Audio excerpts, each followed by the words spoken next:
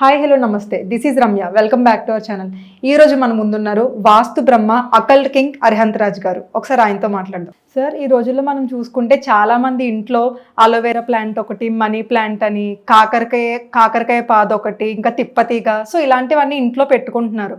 ఇంకొంతమంది ఎక్కువగా అయితే అలోవెరా ప్లాంట్స్ ఇంటి ముందు పైన వేలాడతీయడం ఇలా చేస్తున్నారు.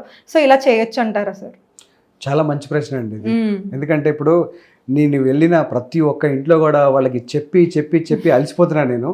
మేబీ ఈ వీడియో ద్వారా నేను ఎక్కడికైతే వెళ్ళలేకపోతున్నానో వాళ్ళకు కూడా ఒక మంచి సలహా ఇచ్చేవాళ్ళం అవుతాం ఖచ్చితంగా ఈరోజు. ఎందుకంటే ఇప్పుడు మన ఇంతకుముందు ఎపిసోడ్స్లో కూడా ఒక పాజిటివ్ ఎనర్జీస్ గురించి, నెగిటివ్ ఎనర్జీస్ గురించి కూడా రకరకాలుగా మనం చెప్పాం, ఉన్న సమస్యలు ఎలా వస్తాయని చెప్పి. ఇప్పుడు మనీ ప్లాంట్ ఉంది అండి. ఫర్ ఎగ్జాంపుల్ మనీ ప్లాంట్ అనగానే ఫస్ట్ మనం ఆలోచించేదంటే మనకి మైండ్లో వచ్చింది మనీ ప్లాంట్ పెట్టుకుంటే మనకి మనీ వచ్చేస్తుంది. సో ఈ ఆలోచన అనేది ప్రతి ఒక్కళ్ళలో ఉంది.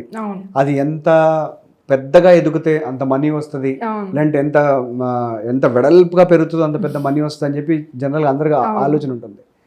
మరికొందరు ఏంటంటే కింద నుంచి ఈ పాకి పై ఇంటికి వెళ్ళింది, లేదా పైనుంచి కిందకి వచ్చింది, రకరకాలుగా ఉన్నాయి దీంట్లో. ఒకటి చెప్తున్నానండి, నేను మనీ ప్లాంట్ వల్ల ఎలాంటి లాభాలు లేవు. ఇది నేను సైంటిఫిక్గా ఇంతకుముందు వేరే వీడియోస్లో కూడా నేను ప్రూవ్ చేశాను. దీన్ని మనీ ప్లాంట్ వల్ల నష్టాలే తప్ప మనీ ప్లాంట్ వల్ల లాభాలు అనేవి లేవు. మనీ ప్లాంట్ ఏం చేస్తుందంటే, ఉదాహరణకి ఎక్కడైనా ఒక నెగిటివ్ ఎనర్జీ ఉంది, ఆ నెగిటివ్ ఎనర్జీ ఉన్న చోటన దరిదాపుల్లో మనీ ప్లాంట్ ఉందనుకోండి, ఆ మనీ ప్లాంట్ ఎలాగైతే పాకుతుందో, ఆకులు ఏదైతే స్ట్రక్చర్ ఇలా పాకుతుందో అదే విధంగా అక్కడ ఉన్న ఎనర్జీని కూడా అది స్ప్రెడ్ చేస్తుంది. దీన్ని నేను ఒక టూల్స్ ద్వారా కూడా నేను దీన్ని ప్రూవ్ చేసి చూపించాను ఆల్రెడీ. చాలా మంది వ్యూయర్స్ చూసారు ఈ వీడియో. బట్ మళ్ళీ ఎవరైనా కోరుకుంటే కనుక ఖచ్చితంగా ఇది కూడా నేను చేసి చూపిస్తాను. నేను ఇది స్ప్రెడ్ అవుతుంది. ఇది ఎంత స్ప్రెడ్ అవుతుందో అంత నెగిటివిటీని స్ప్రెడ్ చేస్తుంది. అది ఫస్ట్ పాయింట్. అంటే ఇప్పుడు వాస్తులో అసలు పెట్టుకోకూడదా అని చెప్పి కూడా మీకు ఒక డౌట్ రావచ్చు. వాస్తు రీత్యా అసలు ఫస్ట్ ఆఫ్ ఆల్ ఈ మనీ ప్లాంట్కి చాలా మంది ఇంపార్టెన్స్ ఇచ్చారు. ఇప్పుడు మనం ఫెంగ్ షూయి తీసుకుంటే, చైనీస్ వాస్తు తీసుకున్నా, మన ఇండియన్ వాస్తు తీసుకున్నా కానీ ఇప్పుడు చాలా మంది మనీ ప్లాంట్ని పెట్టమని చెప్తున్నారు. ఉత్తరంలో పెట్టండి మీకు డబ్బులు వస్తాయి, ఉత్తరంలో పెట్టండి మీకు అవకాశాలు వస్తాయి అంటారు. మీరు ఒకటి ఆలోచించండి, ఉత్తరం ఏదైతే దిశ ఉందో అది సంబంధించింది బుధుడిది.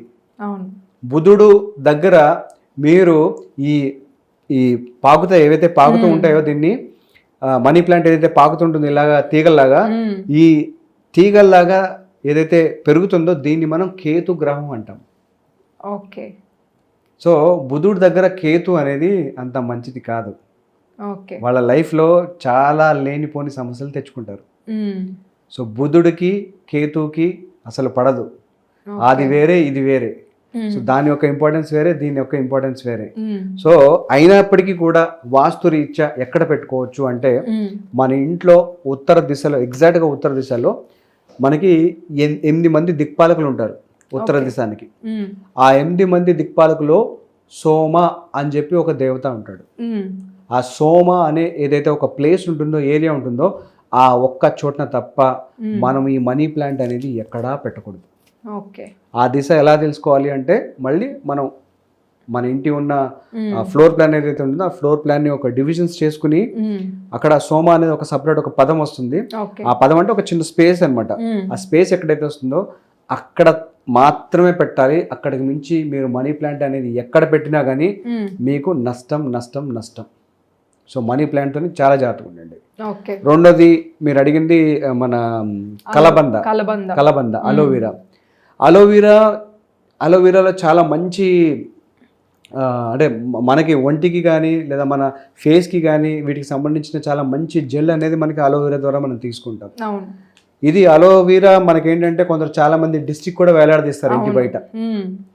అలోవెరా వల్ల కూడా ఎలాంటి లాభాలు లేవు. ఇది కూడా నేను ఆల్రెడీ ప్రూవ్ చేసేసాను. ఓకేనా? అలోవెరాకి ముళ్ళు ఉంటాయి. మీరు అలోవెరా చెట్టు మీరు మెయింటైన్ చేయాలనుకుంటే కనుక ఇంటి లోపల ఎట్టి పరిస్థితుల్లో అలోవెరా మొక్కని కానీ, చిన్న పూల కుండీని కానీ ఇలాంటిది మాత్రం అసలు ఖచ్చితంగా పెట్టకూడదు. అలోవెరా అనేది మన నివసించే ఒక ప్లేస్కి మినిమం ఒక 6-7 ఫీట్లు దూరంగానే ఉండాలి తప్ప నియర్ బైలో అలోవెరా అనేది ఉండకూడదు. కొంతమంది బాల్కనీలో కూడా పెంచుకుంటారు సార్ అలోవెరా. బాల్కనీలో కూడా పెడతారు. మీరు ఎక్కడైతే అలోవెరా పెట్టారో, ఏ దిశలో అయితే మీరు అలోవెరా పెట్టారో ఆ దిశకు సంబంధించిన ఏదైతే ఒక దేవతాస్ ఉంటారో వాళ్ళు డిస్టర్బ్ అవుతారు. వాళ్ళు డిస్టర్బ్ అయ్యారు అంటే కనుక సేమ్ ఆ ఎఫెక్ట్ వాళ్ళు ఏదైతే పొందారో అదే ఎఫెక్ట్ మీ లైఫ్లో ఇస్తారు.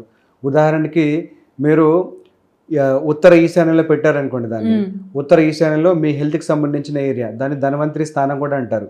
అక్కడ దేవతలు ఉండేవాళ్ళు ఎవరు ఉంటారంటే కనుక అదితి దితి ఇద్దరు దేవతలు ఉంటారు.